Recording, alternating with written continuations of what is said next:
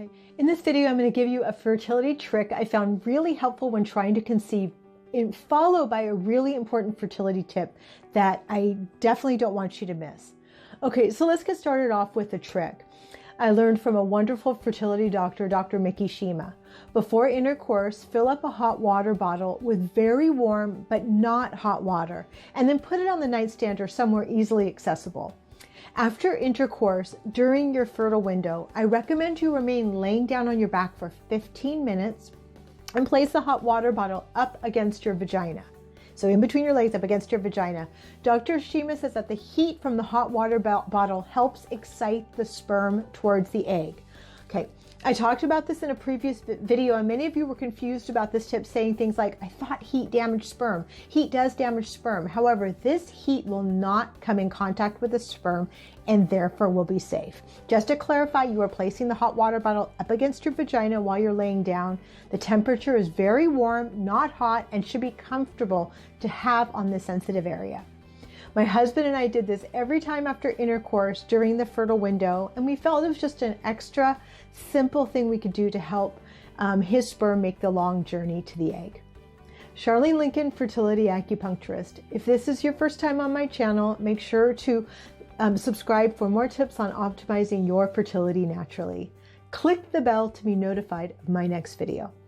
Little about me. I specialize in women's health and fertility and have been for the last 15 years.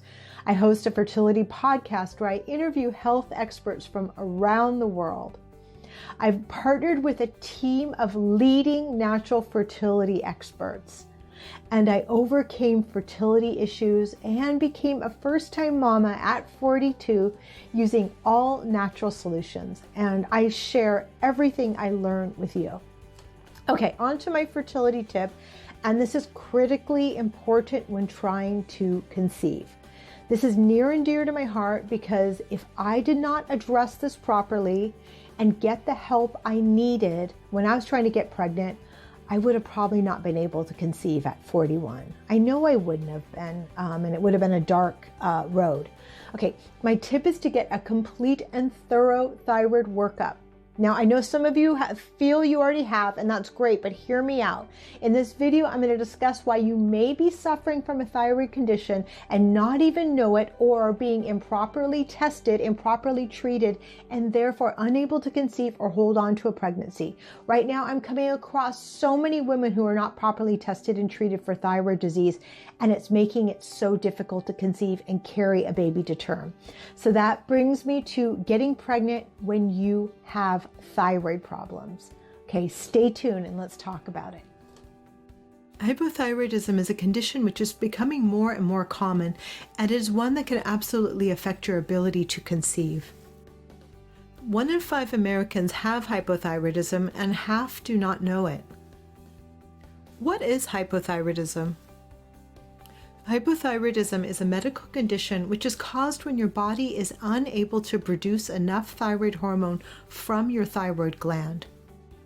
The thyroid gland rests in your neck area and it produces some very important hormones.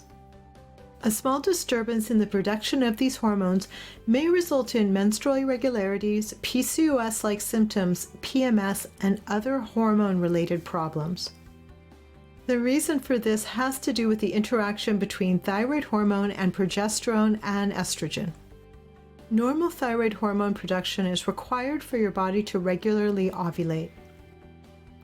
If you don't ovulate regularly or have anovulatory cycles, then you reduce your risk dramatically of getting pregnant. Hypothyroidism is also closely linked with progesterone.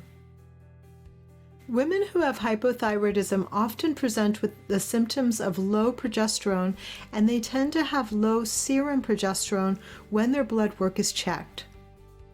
In this video, I'm specifically focusing on hypothyroidism, but hyperthyroidism can cause similar issues. So it's important to realize that thyroid problems of any cause may potentially lead to difficulties in conception. However, good news is it's absolutely possible to get pregnant if you have thyroid issues. In my experience, I found that women with hypothyroidism or Hashimoto's often get pregnant rather easily once they are treated appropriately. That means getting on the right type of medication, balancing hormones, including thyroid and other sex hormones, and improving lifestyle and diet. This is also important for the health of your baby once you do conceive, because your baby relies on your thyroid function for a little while. Babies born to women who do not have optimal thyroid function tend to have problems ranging from birth defects to neurological issues and even a lower than normal IQ after birth. Miscarriages are another risk factor from not getting your thyroid issue properly addressed. That's why it's so important to optimize your thyroid before getting pregnant.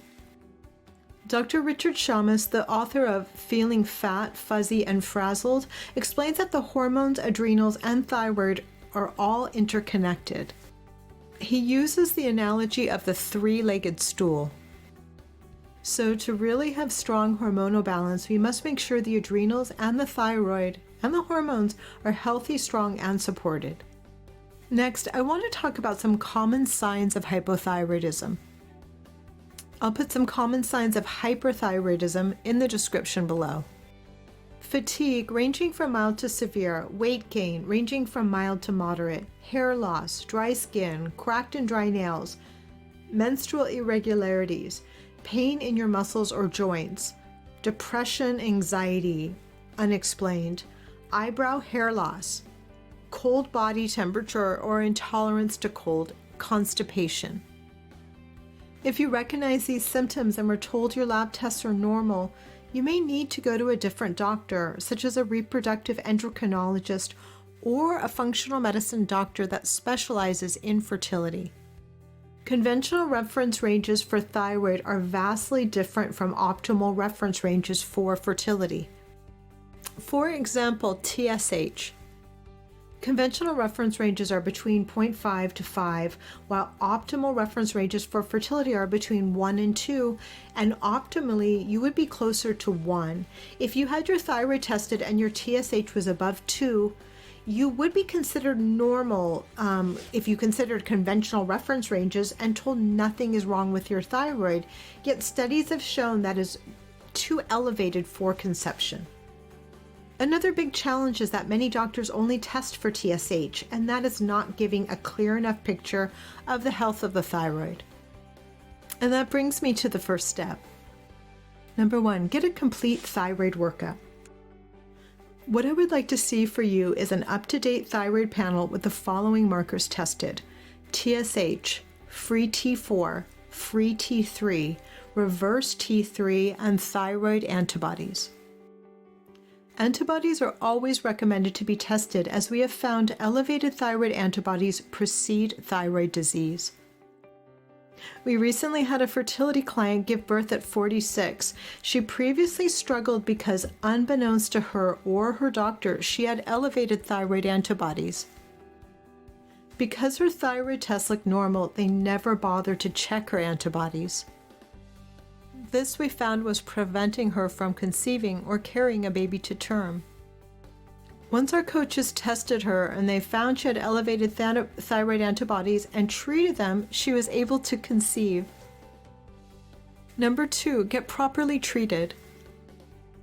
You may already be taking medication for thyroid and maybe your labs look normal, but you are still having symptoms and unable to conceive. This is really common. Many doctors use a one-size-fits-all approach to thyroid medication, which essentially leaves you untreated. Some women do well on T4-only medications like Synthroid and levothyroxine. However, a lot of women are not able to convert inactive thyroid hormone T4 to active thyroid hormone T3. I'm one of these women, and there are millions of us. In that case, you may do better with a naturally desiccated thyroid medication, which includes active thyroid hormone T3 and T4. Or in some cases, if you are on T4 only medication, which is Synthroid or levothyroxine, your doctor may add a T3 synthetic medication to help if you're not a good converter of inactive hormone to active hormone. In any case, make sure your doctor is willing to find the best fit for you based on test results and your individual symptoms. What about diet and lifestyle? This is so important when optimizing your thyroid function. We cannot rely on medication alone to do this. Here are some diet and lifestyle recommendations to support your thyroid. Eat a healthy whole food diet, one that is rich in zinc, selenium, and iodine. These nutrients help your thyroid function. Exercise regularly, but make sure not to over-exercise. Take a multivitamin to replenish minerals and nutrients you may be deficient in. Improve your gut health. This can be done with diet, but you may also need probiotics or enzymes as well. Probiotics can also help improve hormone balance and lead to weight loss. Manage your stress. Take adrenal adaptogens if necessary to help your body tolerate stress. Adaptogens are like rhodiola or ginseng. Avoid endocrine disruptors found in plastics, certain foods, and dairy products. Drink plenty of pure filtered water, enough to help your body eliminate necessary toxins. Avoid xenoestrogens found in dairy products, foods, and chemicals, and avoid gluten. Have you been diagnosed with hypo or hyperthyroid, or do you recognize the symptoms in yourself? Let me know in the comments below. Also, make sure to download our free report on restoring fertility naturally. This has helped couples from all around the globe. Download it at restoreyourfertility.info. And if you found this video helpful, please subscribe and click the bell to be notified of my next video.